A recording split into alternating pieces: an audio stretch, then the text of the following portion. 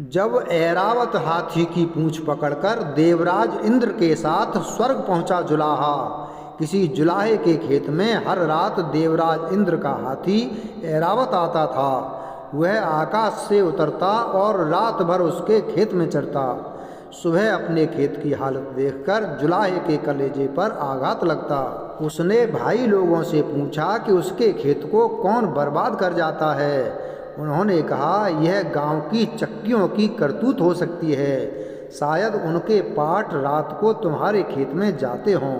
सो जुलाहे ने गांव की तमाम चक्कियों के पाट रस्सी से बांध दिए, पर उसके खेत की बर्बादी नहीं रुकी। उसने फिर बिरादरी वालों से सलाह ली। बिरादरी वालों ने कहा, यह धान कूटने की ओखलियों का काम लगता है। हो सकता है सबके सो जाने के बाद गांव की ओखलियां चुपके से तुम्हारे खेत में जाती हों। सो उसने गांव की सारी ओखलियों को रस्सी से बांध दिया, पर वही ढाक के 3 पात उल्टे खेत की बर्बादी और बढ़ गई। सो एक रात वह अपने खेत में जाकर लेट गया और इंतजार करने लगा। वह क्या देखता है कि एक हाथी उड़ता हुआ आया और फसल चरने लगा। जब हाथी वापस जाने लगा तो उसने उसकी पूंछ पकड़ ली और उसके साथ स्वर्ग चला गया।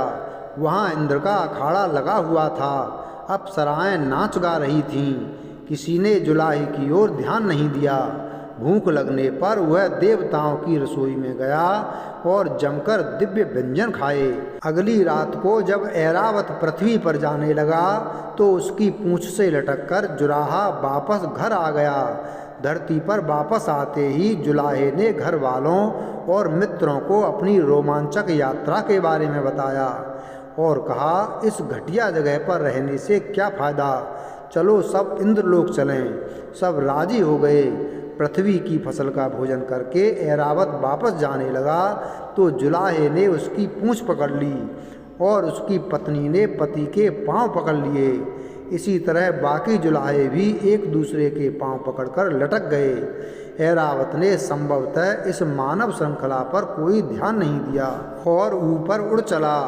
देखते देखते वे काफ़ी ऊपर आ गया। जुलाहे ने सोचा, मैं भी कैसा मूर्ख हूँ, अपना करघा लाना ही भूल गया। यह सोचते हुए उसने अफसोस से अपने हाथ मले।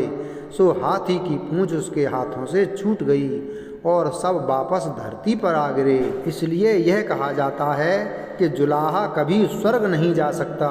वीडियो अगर पसंद आया हो तो वीडियो को लाइक करें, चैनल को सब्सक्राइब करें और बेल आइकन प्रेस करें। धन्यवाद।